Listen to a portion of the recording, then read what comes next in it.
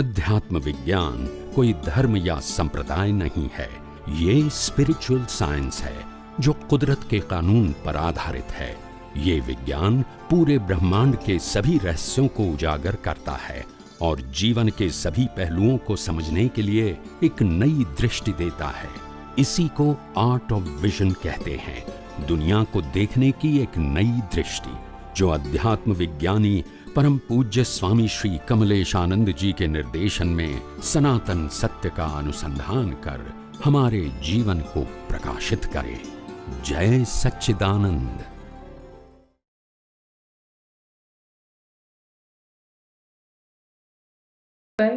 हाँ जी, जय सच्चिदानंद स्वामी जी। जय सच्चिदानंद, जय सच्चिदानंद। स्वामी जी, अभी जब आकाश में जो नजर डालते हैं तो जितने तारा जो है तो ये इतना जो उसका समूह, तो अगर हमारा दिमाग में ये जाएगा कि भाई अपने पूरे हिंदुस्तान में कितने होंगे हैं, और ऐसे सोचा ना तो पूरे वर्ल्ड में तो 200 से ज्यादा देश है, सब जगह पे यही है। और बाद में ये ख्याल आया कि ये पृथ्वी का 1/3 भाग ही ये है और 2/3 भाग तो पानी ही है, तो ये तारा तो अनंत हो गए, बराबर। तो ये दादाजी ने भी ऐसे आप पानी में आया ना कि मैं अनंत में से, अनंत देने से भी अनंत रहता है, एक ख्याल मुझे आया, बराबर स्वामी जी। तो अपना कहने का मतलब स्वामी जी कि ये ज्ञेय है ताराओं, तो मैं उससे भी अनंत ज्ञान वाला शुद्धात्मा हूँ, तो ये जो है इससे भी तो मैं बड़ा हो गया ना। और ये सब दृश्य है तो मैं भी अनंत दर्शन वाला शुद्धात्मा हूँ, और मोक्ष में जाने के लिए इतने विघ्न नहीं हो सकते, इससे भी बड़ा शक्ति वाला तो मैं शुद्धात्मा हुई। और पूरे जिंदगी में मोहनीय कर्म इतने नहीं हो सकते, तो मैं अनंत सुख का धाम ऐसा शुद्धात्मा हूँ स्वामी जी। इससे मैं बहुत बड़ा शुद्धात्मा हूँ, ये सोचने से मुझे और अंदर बहुत अच्छा आनंद जैसा ही लगा। दूसरी बात यह है कि ये कुदरती रचना तो जरूर है, मगर इसके बारे में क्या विशेषता है ये मुझे आपसे जानना है। दूसरा ये भी है कि जिन्होंने मुझे शुद्धात्मा देखने में बहुत मदद की है, और कुदरत रचना तो जरूर है स्वामी जी।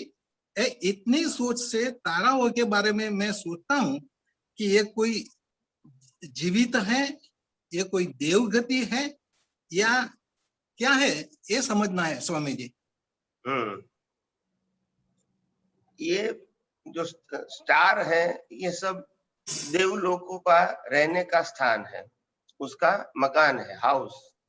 अच्छा अच्छा, हाँ। और ऐसे बहुत सारे तारे ये पूरे आकाश के अंदर है, और इसीलिए हम इनको देख सकते हैं, जान सकते हैं, अनुभव कर सकते हैं, और इसीलिए हमारे पास अनंत शक्ति है। तारा जितने भी स्टार है वो तो जड़ है, वो चेतन नहीं है, और हम खुद चेतन है। तो चेतन की हाजिरी में, चेतन के ज्ञान के प्रकाश में ये सब कुछ तारा हम देख सकते हैं। तो कहने का मतलब ये है कि इसीलिए हमारा ज्ञान दर्शन तो इतना विशाल है कि पूरे ब्रह्मांड को प्रकाशित कर सकता है। सही है स्वामी। और इसीलिए आत्मा को अनंत ज्ञान वाला बताया, पूरे ब्रह्मांड को समझ सकते हैं, इसीलिए अनंत दर्शन वाला बताया। बराबर। पूरे ब्रह्मांड के सुख को अनुभव कर सकते हैं, और इसीलिए अनंत सुख वाला बताया। और पूरे ब्रह्मांड की शक्ति को भी अनुभव कर सकता है, इसीलिए अनंत शक्ति वाला बताया। यानी अनंत शक्ति वो महसूस करने वाला ही तो अनंत शक्ति बोला जाता है। जो शक्ति एक दूसरे की शक्ति को अनुभव नहीं कर सकते, तो मतलब क्या रहा? बराबर, हाँ बराबर। इसीलिए इसीलिए आत्मा को जो अनंत ज्ञान, अनंत दर्शन, अनंत सुख और अनंत शक्ति वाला बताया है, इसीलिए बताया है क्योंकि उनकी शक्ति से ही तो दुनिया की शक्ति को नापा जाता है। जड़ जड़ को नहीं नाप सकते हैं ना। जड़ में चेतन है वही माप सकता है। सिल्वर ऐसा कहेगा कि हमारी वैल्यू गोल्ड से कम है, डायमंड से कम, ऐसा बोल सकता है? नहीं बोल सकते हैं। तो वैल्यू करने वाला अगर चेतन नहीं है तो कौन करेगा? तो पूरे ब्रह्मांड के हर अवस्थाओं की वैल्यू करने वाला ही वो तो अनंत सुख वाला है। मगर जो वैल्यू करने वाला है, इसके पास अज्ञान है, तब संसार की वैल्यू करेंगे, और अज्ञान नहीं है तो मूल आत्मा की वैल्यू करेंगे। बराबर स्वामी जी। और ये देखने से ही अपने को ये अपना जो शुद्धात्मा अपन है, इतना अपना जो क्या पावर है, जो ऐसे जो देखने में नहीं आता है, मतलब इतना सॉलिड है कि क्या बोले। और इससे अपन को थोड़ी तसल्ली भी ज्यादा हुई। ये सब कुदरती रचना ही है ना स्वामी जी?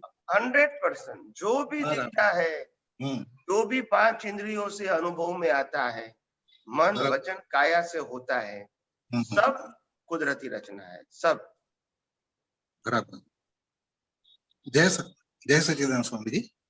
जय सच्चिदानंद, जय सच्चिदानंद।